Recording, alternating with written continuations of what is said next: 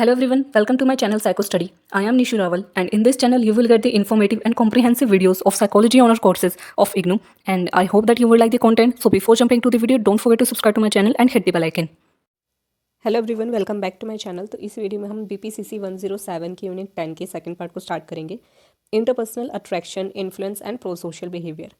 इसके first part में हम लोग ने इंटरपर्सनल अट्रैक्शन क्या होती है, इसके 3 फैक्टर्स होते हैं। इंटरनल फैक्टर्स हमने पढ़े, एक्सटर्नल फैक्टर्स पढ़े और इंटरपर्सनल फैक्टर्स पढ़े जो कि अफेक्ट करते हैं अट्रैक्शन को। ठीक है, अट्रैक्शन को अफेक्ट करते हैं, इन्फ्लुएंस करते हैं, ऐसे हमने फैक्टर्स पढ़े थे। काफ़ी इंपॉर्टेंट टॉपिक था वो।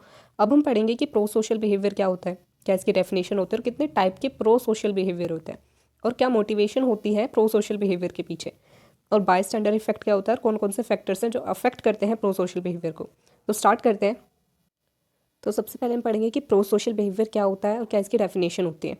अगर हम एग्जांपल से समझें कि प्रो सोशल बिहेवियर आखिर है क्या, तो जैसे प्रो सोशल बिहेवियर वो बिहेवियर होते हैं जिसमें हम दूसरे लोगों की मदद करते हैं।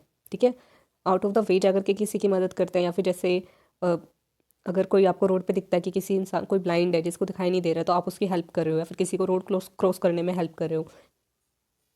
तो इस तरीके के जितने बिहेवियर्स होते हैं उन्हें हम प्रो सोशल बिहेवियर बोलते हैं। इसकी डेफिनेशन क्या होगी प्रो सोशल बिहेवियर की? डेफिनेशन है, तो क्या डेफिनेशन है प्रो सोशल बिहेवियर की? प्रो सोशल बिहेवियर कोई भी ऐसा इंटेंशनल एक्ट कि आप अपनी मर्जी से कोई ऐसा काम कर रहे हो जिसकी वजह से दूसरों को फ़ायदा होगा या फिर सोसाइटी को फ़ायदा होगा। ठीक है, उसे हम लोग क्या कहते हैं, प्रो सोशल बिहेवियर। और ये तब भी हो सकता है अगर आपको उससे कोई इमीडिएट फ़ायदा नहीं मिलता है। ठीक है, कोई इमीडिएटली आपको उससे कोई मदद नहीं मिलती, आपको उससे कोई फ़ायदा नहीं मिलता, फिर भी आप दूसरों की मदद करो या फिर सोसाइटी के लिए कुछ ऐसा काम करो जिससे दूसरे लोगों को या फिर सोसाइटी को फ़ायदा हो। ऐसे बिहेवियर को, ऐसे एक्शन को हम लोग प्रो सोशल बिहेवियर कहते हैं।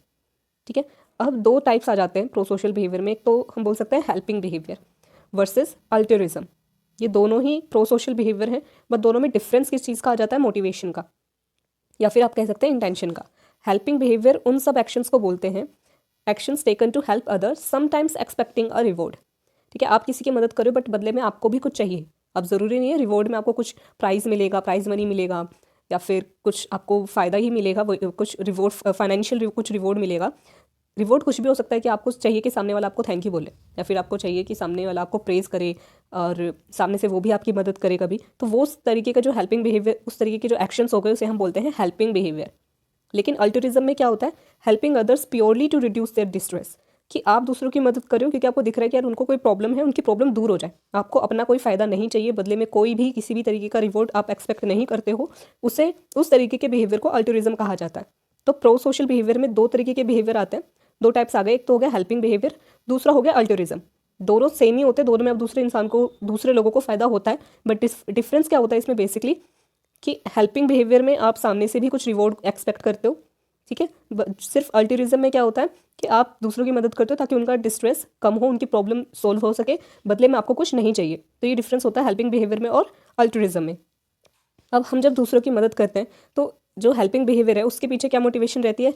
या तो आपको इंट्रिंसिक रिवॉर्ड चाहिए कि आपको पर्सनल सेटिस्फैक्शन मिलता है, या फिर आपकी सेल्फ एस्टीम इंक्रीज होती है कि यार मैंने किसी की मदद करी है, तो इस वजह से भी हम मदद करते हैं। या फिर कुछ टेंजिबल रिवॉर्ड कि आपको पैसा चाहिए उसके बदले। ठीक है, या फिर कुछ आपकी पॉजिटिव पब्लिक इमेज की, देखो मैं लोगों की मदद करता हूँ, आपको ये वाली इमेज बनानी है अपनी, या फिर और भी किसी तरीके का कोई अवार्ड, रिवॉर्ड। ये इसके पीछे मोटिवेशन होती है हेल्पिंग बिहेवियर के पीछे। की डिफरेंस वो मैंने बताया कि अल्टरिज्म में क्या होता है, कोई भी आपको रिवॉर्ड नहीं चाहिए होता। ठीक है, बल्कि हेल्पिंग बिहेवियर में क्या होता है, आप रिवॉर्ड एक्सपेक्ट करते हो, आप चाहते हो कि सामने वाला इंसान भी या फिर सोसाइटी भी बदले में आपको रिटर्न में कुछ आप एक्सपेक्ट करते हो। तो जहाँ पर एक्सपेक्टेशंस आ जाती हैं वो हेल्पिंग बिहेवियर है, जहाँ पर कोई एक्सपेक्टेशंस नहीं है वो अल्टरिज्म है। तो ये हमने पढ़ा प्रो सोशल बिहेवियर क्या होता है, क्या इसकी डेफिनेशन है, इसका कोई भी आप एग्जाम्पल लिख सकते हैं कि किसी की मदद करना रोड क्रॉस करने में, ये भी एक एग्जाम्पल हो सकता है प्रो सोशल बिहेवियर का। ठीक है, डेफिनेशन हो गया, एग्जाम्पल हो गया, types of pro social behaviour हमने पढ़ा, हेल्पिंग बिहेवियर और अल्टरिज्म, और इन दोनों में क्या डिफरेंस होता है वो हमने पढ़ा। अब हम पढ़ेंगे कि क्या मोटिवेशन होती है प्रो सोशल बिहेवियर के पीछे। तो क्या मोटिवेशन है प्रो सोशल बिहेवियर के पीछे? इसको हम हेल्पिंग वेरिएबिलिटी। ठीक है, हेल्पिंग वेरिएबिलिटी क्या होता है? Not everyone help in the same way और the same extent, even someone who helps in one situation might not help in another. तो यहाँ पे क्या लिखा है कि आप जब मदद भी करते हो, बेशक आप में प्रो सोशल बिहेवियर हो, लेकिन उसकी इंटेंसिटी कि आप कितनी मदद करते हो या कितनी बार मदद करते हो, या फिर एक सिचुएशन में तो मदद करते हो लेकिन दूसरी सिचुएशन में हो सकता है कि आप मदद ना करो, क्योंकि आपके फ्रेंड को 1000 रुपये की ज़रूरत थी तो आपने उस टाइम तो मदद कर दी, अब जब उसे 1 लाख रुपये की ज़रूरत है तो आप मना कर रहे हो। तो ये अलग अलग सिचुएशंस में भी हमारा हेल्पिंग बिहेवियर क्या होता है, वेरी करता है, चेंजेस आते हैं उसमें। तो सबसे पहले हम इसमें पढ़ेंगे एम्पैथी अल्टरिज्म हाइपोथेसिस।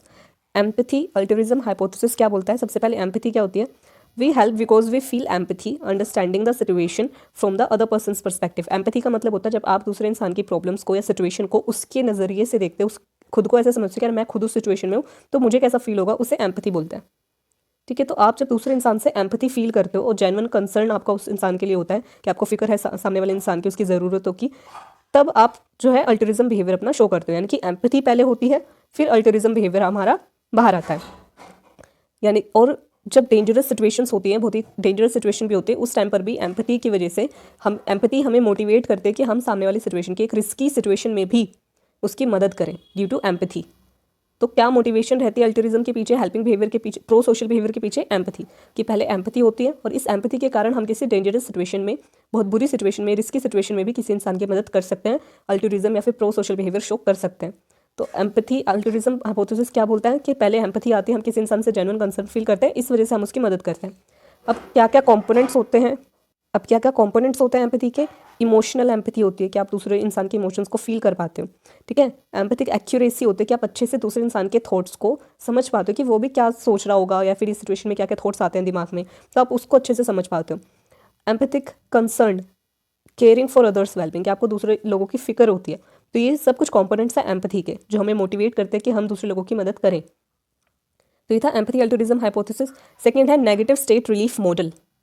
अब ये negative state relief model simply बोलता है कि हमारा खुद का कुछ पेनफुल इमोशंस हमारे अंदर होते हैं, उसको कम करने के लिए, उन अनप्लीजेंट फीलिंग्स को कम करने के लिए हम लोग क्या करते हैं? दूसरों की मदद करते हैं। We help to reduce our own unpleasant feelings caused by seeing others suffer. कि जब हम किसी को दुख में देखते हैं या फिर किसी को सफ़र करते हुए देखते हैं तो हमें बुरा फील होता है। ठीक है, हमें अनप्लीजेंटनेस फील होती है।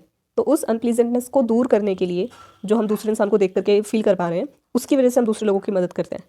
कि अगर आप देखो कि कोई बहुत छोटा सा बच्चा है या फिर कोई एनिमल भी है जिसको आपकी मदद की ज़रूरत है, कि वो कहीं किसी गटर में गिर गया या फिर वो बहुत भूखा है या फिर उसको चोट लगी है, ठीक है, तो आपको उसे देख करके क्या होता है? एक अनप्लीजेंटनेस फील होती है कि आपको अच्छा फील नहीं होता उस टाइम पे सिंपली। ठीक है, तो क्या होता है कि आप इस वजह से उसकी मदद करते हो कि आपका दुख, वो जो उसे देख करके हो रहा है, वो ख़त्म हो जाए। तो अपनी नेगेटिव स्टेट से रिलीफ पाने के लिए हम लोग दूसरों की मदद करते हैं, ताकि हमारे अंदर फिर क्या आए? एक पॉजिटिव इमोशंस दोबारा से आ सके। Unrelated negative emotions, sometimes our own unrelated negative emotions can also motivate us to help।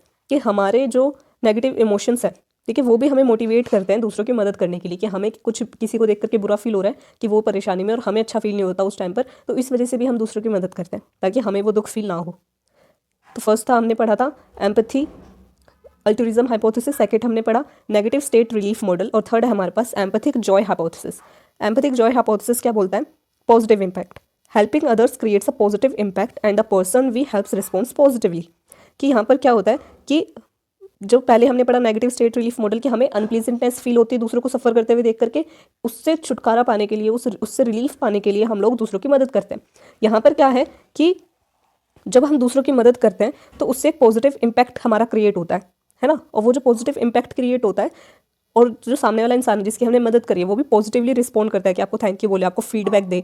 आपको वो जो फीडबैक होता है, पॉजिटिव फीडबैक, वो आपको एनकरेज करता है कि आप और ज़्यादा दूसरों की मदद करो। अगर आपने किसी की मदद करी और सामने से वो आपको उल्टा सीधा बोले या फिर उल्टा सीधा सुनाए, तो आप क्या करोगे? दोबारा उस इंसान की या फिर किसी और की इतनी जल्दी मदद नहीं करोगे। लेकिन वहीं पर आप किसी की हेल्प करते हो और सामने से वो आपको बहुत अच्छा फीडबैक दे, ठीक है, पॉजिटिवली रिस्पॉन्ड करे, आपको थैंक यू बोले एटलीस्ट, तो उससे क्या होगा कि आपको और ज़्यादा मोटिवेशन मिलेगी कि यार मैं दोबारा मदद करूँ। तो वो यहाँ पर क्या है कि आप वो जो फीडबैक आपको मिलता है, वो जो खुशी आपको मिलती है दूसरों की मदद करने के बाद, या फिर वो जो फीडबैक मिलता है, आपको पता होता है कि यार मैं अभी मदद करूँगा किसी की, तो सामने से मुझे एक अच्छा रिस्पॉन्ड मिलेगा, सामने से कोई मुझे थैंक यू बोलेगा, ठीक है, या फिर और भी कुछ मुझे पॉजिटिव रिस्पॉन्ड मिलेगा एटलीस्ट किसी की मदद करके। तो उसके एंटिसिपेशन से, ठीक है, ये सोच करके कि मुझे मदद करने के बाद ये रिस्पॉन्ड मिलने वाला है, एंटिसिपेशन आप इसकी करते हो, इस वजह से आप दूसरों की मदद करते हो।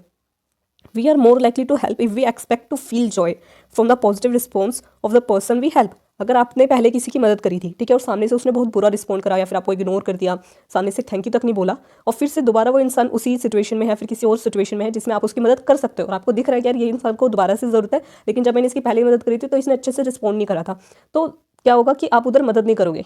ज़रूरी नहीं कि सब मदद नहीं करेंगे, बट जो लोग ये वाला हाइपोथेसिस का यूज़ करते हैं या फिर जिनको पता होता है सामने से तो यार ये भड़कने ही वाला है मेरे ऊपर, या फिर दोबारा जब मुझे ज़रूरत पड़ेगी तो ये इंसान मेरी मदद नहीं करने वाला। तो वो एंटीसिपेशन आपको पता होती है, वो पता होता है कि यार मैं इसकी मदद करूँगा, सामने से मुझे कुछ नहीं मिलने वाला, या फिर एक पॉजिटिव रिस्पॉन्स भी नहीं मिलने वाला, वो पॉजिटिव रिस्पॉन्स भी नहीं मिलने वाला, इस वजह से मदद नहीं करते आप, है ना। तो वहाँ पर क्या हुआ कि आपको पता था कि सामने से जो है आपको नहीं मिलेगा, और जब आपको पता है कि मैं किसी इंसान की मदद करने वाला हूँ, सामने से वो पॉजिटिव रिस्पॉन्स देगा, यानी कि उस पॉजिटिव फीडबैक से मुझे खुशी मिलेगी, तो आप उसकी मदद करते हो। तो इसे बोलते हैं एम्पैथिक जॉय हाइपोथेसिस, कि आप एम्पैथी शो करते हो या फिर आप दूसरों की मदद करते हो क्योंकि आपको पता होता है कि लास्ट में, बाद में आपको क्या मिलेगा, खुशी मिलेगी उस फीडबैक से। तो ये था एम्पैथिक जॉय हाइपोथेसिस। फोर्थ है इसमें कम्पिटिटिव अल्टरिज्म। अब कम्पिटिटिव अल्टरिज्म में क्या होता है, एनहांसिंग स्टेटस, कि आप दूसरों की मदद कर रहे हो या फिर लोग दूसरों की मदद करते हैं ताकि उनकी खुद की सिग्निफिकेंस, स्टेटस या रेपुटेशन सोसाइटी में इंक्रीज हो सके, एनहांस हो सके। सोशल रिकग्निशन, कि जब लोग दूसरों की मदद करते हैं तो उसकी वजह से क्या होता है, उनको सोशल रिकग्निशन मिलती है, ठीक है, सोसाइटी में इंपॉर्टेंस उनकी बनती है, या फिर लोग उन्हें जानते पहचानते हैं। तो इस वजह से भी लोग क्या है, दूसरों की मदद करते हैं ताकि उनका स्टेटस बढ़ सके। इसके पीछे मोटिवेशन क्या होती है कि कुछ टेंजिबल की, कुछ फाइनेंशियल रिवॉर्ड तो नहीं मिलता है, ठीक है, लेकिन even if not tangible motivate people to engage in prosocial behaviour. ये जो सोशल स्टेटस में इंक्रीज उनका हो रहा है, ठीक है, लोग उन्हें जान रहे हैं, ठीक है, उनको एक इंपॉर्टेंस दी जा रही है, सब लोग उनकी जो है रिस्पेक्ट कर रहे हैं, ये जो चीज़ें हैं ये नॉन टेंजिबल, ये इनटेंजिबल है, यानी कि कोई छू नहीं सकता आप इन्हें, बट इसकी ये भी काफ़ी ज़्यादा मोटिवेट करती है लोगों को कि वो दूसरों की मदद करें, प्रो सोशल बिहेवियर दिखाएं। और बहुत बार क्या होता है कि जो फिलैंथ्रोपिस्ट होते हैं या फिर जो एनजीओ वगैरह में काम करते हैं, या फिर जिन्होंने बहुत ज़्यादा लोगों के लिए कुछ बड़ा काम करा होता है, ठीक है, तो आपने सुना होगा कि सड़कों के नाम या फिर किसी एरिया के नाम या कॉलोनीज़ के नाम या फिर रोड्स के नाम, ठीक है, या फिर किसी पुल के नाम, ब्रिजेस के नाम, क्या है, उन लोगों के नाम पे रखे जाते हैं उनको, ताकि दूसरे लोगों को भी मोटिवेशन मिले कि वो भी प्रो सोशल बिहेवियर में इन्वॉल्व हो। तो ये था कॉम्पिटिटिव अल्टरिज्म। नेक्स्ट है इसमें कीन सिलेक्शन थियरी। कीन सिलेक्शन थियरी क्या बोलती है कि जो हमारा एवोल्यूशनरी पर्सपेक्टिव है वो क्या बताता है, we are motivated to pass our genes to the next generation. Simple चीज़ है कि हमारे जीन्स जो नेक्स्ट जनरेशन है उसके पास पास डाउन होते रहते हैं, ये बेसिक बात है, ठीक है, नेचुरल है। Helping relatives, we are more likely to help those who are genetically closer to us. तो एवोल्यूशनरी जो पर्सपेक्टिव है या फिर ये कीन सिलेक्शन थ्योरी क्या बोलती है कि अगर आपके पास ऑप्शन हो, आपको सिलेक्ट करना हो कि एक जगह तो आपके पेरेंट्स हैं या फिर आपकी सिबलिंग्स हैं जिनको कोई प्रॉब्लम में वो फंसे हुए हैं, और दूसरी तरफ कोई ऐसा इंसान है जिसको आप जानते ही नहीं हो, दोनों सेम सिचुएशन में, और अगर आप एक की मदद करोगे तो आप दूसरे की मदद नहीं कर सकते, तो वहाँ पे बहुत ज़्यादा चांसेस होते हैं कि जो आपसे जेनेटिकली क्लोज है, यानी कि जो एग्जाम्पल दिया उससे हम समझे कि जो आपके पेरेंट्स हो गए या फिर सिबलिंग्स हो गए, आप उनकी मदद करोगे पहले, ठीक है। तो ये इसको हम ऐसे ये इस वजह से होता है कि जो हमारे रिलेटिव्स होते हैं वो या फिर जो हमारे से जेनेटिकली क्लोज होते हैं, ज़्यादा चांसेस होते हैं कि हम उनकी पहले मदद करें, क्योंकि हम उन्हें जानते भी हैं, इस वजह से भी। तो रिसर्च जो हुई थी उसमें उसकी भी फाइंडिंग से ये पता चला था कि लोग प्रेफर करते हैं to help close relatives over distant और अनरिलेटेड इंडिविजुअल्स। कि अगर लोग, ये चीज़ रिसर्च में देखी गई थी, स्टडीज़ में पता चला था कि लोग ज़्यादातर उनकी मदद करना प्रेफर करते हैं जो उनसे जेनेटिकली क्लोज होते हैं, ठीक है, उनके जो बहुत क्लोज रिलेटिव्स होते हैं, बहुत ज़्यादा खास दोस्त होते हैं, उनकी वो पहले मदद करते हैं ओवर डिस्टेंट और अनरिलेटेड इंडिविजुअल्स, जिनको वो नहीं जानते, उनके कंपैरिजन में, या फिर जो उनके बहुत दूर के रिलेटिव्स हैं उनके कंपैरिजन में, जो ज़्यादा क्लोज होते हैं उनकी पहले मदद करते हैं। अब यहाँ पे एज फैक्टर भी देखा जाता है, जो यंगर रिलेटिव्स होते हैं with more reproductive years ahead are more likely to receive help than older relatives. कि अगर ऑप्शन दिया जाए कि एक बोट है, ठीक है, उस बोट में कोई एक बहुत ही एजड इंसान बैठा है और कोई एक यंग एज का बच्चा बैठा है, ठीक है, और आपके पास ऑप्शन है कि किसी एक को ही आप बचा सकते हो, तो ज़्यादातर चांसेस होते हैं कि जो बच्चा है जो कि अभी सिर्फ 15-16 साल का है या फिर 8-10 साल का है, ठीक है, और एक ओल्डर एज पर्सन है जो कि 80-90 साल का हो, 80-90 ईयर्स का हो, और दोनों में से आप किसी एक को बचा सकते हो, तो ज़्यादातर लोग किसको चूज़ करेंगे, उस बच्चे को जो कि 8-9 साल का है, जो खुद को नहीं बचा सकता है, या फिर दोनों ही खुद को नहीं बचा सकते, बट जिसके पास लाइफ्स बहुत ज़्यादा आगे बची है, ठीक है, जिसके पास आगे और ज़्यादा रिप्रोडक्टिव ईयर्स बचे हुए हैं, उसको बचाने के चांसेस सबके ज़्यादा हैं as compare to that older relative या फिर ओल्डर मैन जिसने अपनी लाइफ के बहुत सारे ईयर्स जी लिए। तो ये एज फैक्टर भी देखा गया रिसर्चेस में, तो इसे कीन सिलेक्शन थियरी बोलते हैं। कीन सिलेक्शन वर्ड क्यों यूज़ करा गया कि आपके पास मोस्टली ऑप्शन इस सिचुएशन में होता है कि आप किसी जान पहचान वाले को, जिसको आप जानते हो या जो आपसे जेनेटिकली बहुत ज़्यादा क्लोज है या क्लोज रिलेशनशिप है जिसका आपके साथ, आप उसको चूज़ करोगे, उसकी मदद करना प्रेफर करोगे, या फिर जिस इंसान को आप बिल्कुल नहीं जानते उसकी मदद करना प्रेफर करोगे। और ऐसी सिचुएशन में आप होते हो तो क्या आप सिलेक्ट करते हो, आप सिलेक्ट करते हो ज़्यादातर अपने क्लोज रिलेटिव्स को। तो ये हमने पढ़ी कुछ motivations behind pro social behaviour.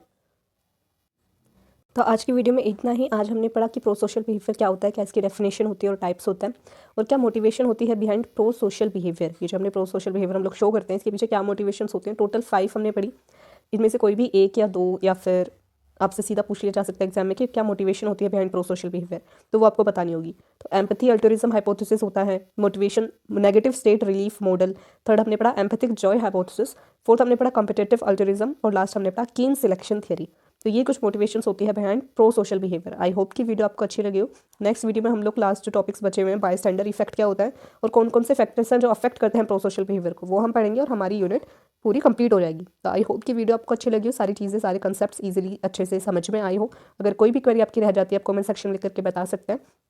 और वीडियो अच्छी लगी हो तो प्लीज़ वीडियो को लाइक कर देना, चैनल को सब्सक्राइब कर देना, ज़्यादा से ज़्यादा अपने फ्रेंड्स के साथ शेयर करना ताकि उनकी भी हेल्प हो सके। और मिलते हैं नेक्स्ट वीडियो में।